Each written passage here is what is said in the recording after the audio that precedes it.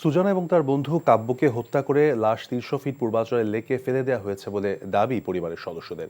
তারা বলছেন লাশের ঠোঁট এবং চোখের পাশে ছিল আঘাতের চিহ্ন।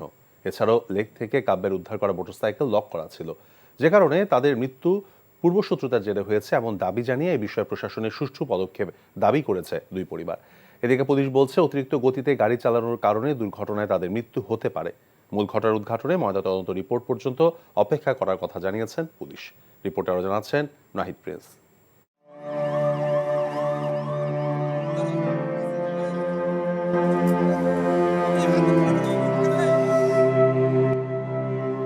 লাশবাহী অ্যাম্বুলেন্স থেকে নামানো হচ্ছে আদমজী ক্যান্টনমেন্ট স্কুলের ১০ম শ্রেণীর শিক্ষার্থী শাহিনুর রহমান কাব্যের লাশ। এ সময় শোকে স্তব্ধ হয়ে ওঠে পুরো পরিবেশ। গত ১৮ই ডিসেম্বর রাজধানীর পূর্বাঞ্চলের বৌরাটেক এলাকার একটি লেক থেকে নিখোঁজের দুদিন পর উদ্ধার করা হয় কাব্যের মরদেহ। সন্তানের এমন মৃত্যু স্বাভাবিক নয় বলছেন কাব্যের মা। পানিতে তো ওপরে মারা গেছে, পানি খেয়ে পেট ফুলে যাওয়ার কথা, 3 দিনে লাশ নষ্ট হয়ে যাওয়ার কথা, মানে ফুলে টুলে যাওয়ার কথা। 3 দিনে ওর পেট এক ফোঁটাও ফুলে নেই। ওর কান দিয়ে তাজা রক্ত পড়তেছিল, ওর মাথায় তাজা রক্ত, মুখে কিল ঘুষির মতো দাগের মতো লাগে, এগুলাকে বাইক অ্যাক্সিডেন্ট লাগে না। তারপর বাইকটা লক করা ছিল, গেডি লক করা ছিল, চাবি নেই।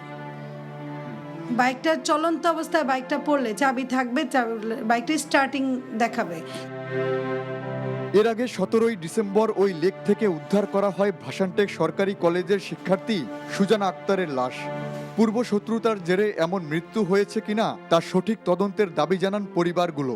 পূর্ব শত্রুতার জেরে হয় কাব্যর কোনো শত্রু হইতে পারে বা আমার বোনের কোনো শত্রু হইতে পারে, তৃতীয় পক্ষ যারা সন্দেহবশত হয়তো মেরে ফেলতে পারে। প্রশাসন কোনোভাবে যেন নিজেদের মতো করে কোনো স্টেটমেন্ট না দেয়, এটা সঠিক তদন্ত করুক, তদন্ত করে ইনভেস্টিগেশন করে যে যদি কেউ দোষী থাকে তার শাস্তি দেখ, সঠিক বিচার দেখ। এদিকে পুলিশ বলছে মৃত্যুর প্রকৃত কারণ জানতে ময়নাতদন্ত রিপোর্ট পর্যন্ত অপেক্ষা করতে হবে। মৃত্যুর কারণ এখনো আসলে আমরা সঠিক বলতে পারবো না আপনাদেরকে। দ্রুত পোস্টমর্টম রিপোর্ট পাওয়ার পর দ্রুত তদন্ত করে আপনাদেরকে পরবর্তী প্রক্রিয়া জানানো হবে আর কি। ময়নাতদন্তের পর দুই শিক্ষার্থীর লাশ পরিবারের কাছে হস্তান্তর করা হয়। Nahid Prince, NTV news, Dhaka. যা দেখেছি সেটা তো স্বাভাবিক কোনো বিষয় না। যার ব্যথা সেই বুঝে। আজকে একটা বিশেষ কারণে দেরি হয়ে গেছে। বিশেষ কেউ নয় তো যার জন্য দেরি হলো।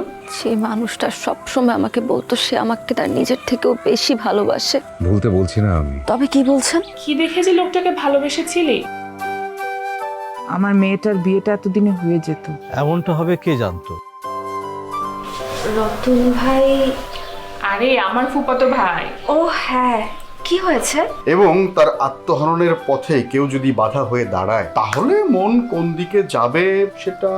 তোর বোনের বিয়ে, দায়িত্ব তো সব তোরই। অনেক সময় গাছের ডাল কাটলে গাছ প্রবলতরতে যে বেড়ে ওঠে, প্রেমও সেরকম। আঘাত লাভ করলে দ্বিগুণ শক্তিমান হয়ে ওঠে। Double million offer Walton fridge কিনে পেতে পারেন 20 লক্ষ টাকা, রয়েছে কোটি কোটি টাকার নিশ্চিত উপহার।